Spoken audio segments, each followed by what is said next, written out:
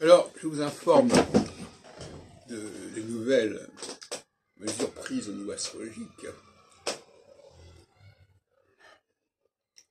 Nous avons décalé encore une fois le système. Maintenant, on est sur des axes Taureau-Scorpion et Verseau-Lion. C'est à ce moment-là que les choses basculent. Et non pas ni sur l'axe 0 Bélier, Balance, ni Capricorne, Cancer, ni même Gémeaux, Sagittaire ou Vierge, Poisson. Alors, ça apporte beaucoup d'éléments intéressants, ce glissement. Alors, je prendrai deux exemples, parmi d'autres. Les exemples intéressants, ce sont des exemples où, avant et après le passage de Saturne sur ces axes, les choses ne fonctionnent pas de la même manière. Prenons le cas du référendum raté, enfin, perdu par De Gaulle en 69. Donc j'utilise cet ouvrage depuis longtemps, qui permet de, sur un siècle, position planétaire, en peu de pages, puisque on donne une position une fois par mois. Entre 62 et 69, nous avons deux référendums de De Gaulle. L'un qui va gagner en 62 et l'autre qui va perdre en 69. Parce qu'effectivement, au bout de 7 ans, les choses s'inversent. Donc ce qui a pu marcher en 62 ne marchera pas en 69 et inversement. Donc voilà, ça c'est la clé fondamentale du système. En 62, De Gaulle était en phase haute, en marée haute, si on peut dire, et en 69, en marée basse.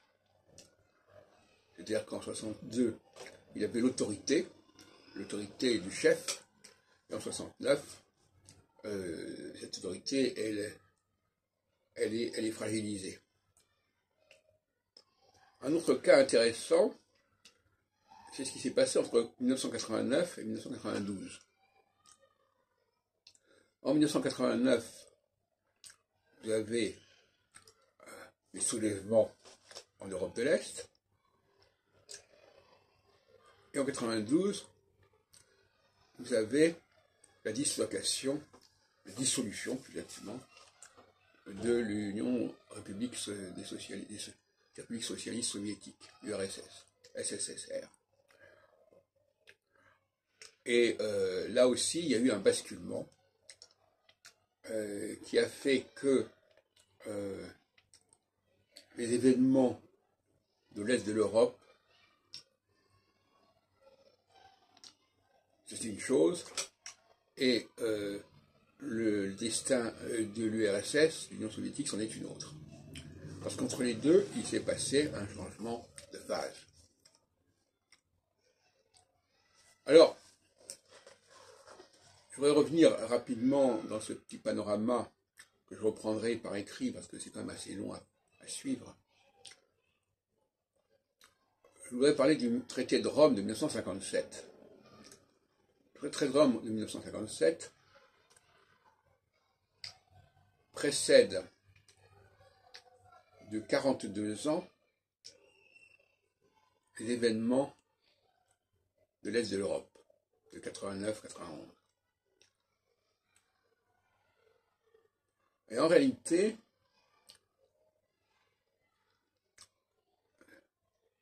la création de l'Union européenne, ou la Communauté européenne, par le traité de Rome de 1957,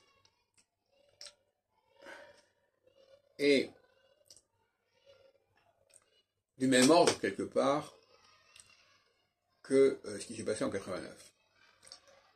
C'est-à-dire une volonté de s'émanciper de la tutelle du grand frère. Le grand frère étant l'URSS en 89 et les États-Unis en 57. Vous savez que 42 ans, c'est 6 fois 7, 42, donc c'est la même phase. Quand le multiple est pair, c'est la même phase. Quand le multiple est impair, c'est une phase opposée. Donc, c'est intéressant de comprendre que le traité de Rome, qui a été précédé hier par l'affaire de Suez, en 56, est marqué par des tensions considérables entre les Européens et les Américains. Et ça ne s'est pas constitué simplement parce que les Européens voulaient s'unir. Ils voulaient aussi s'unir pour se dégager de la tutelle américaine. Et en 1956, l'expédition de Suez avait provoqué de la part des Américains des pressions considérables sur les Européens pour qu'ils se retirent. Ça n'avait pas beaucoup plu aux Européens. Voilà, je continuerai plus tard.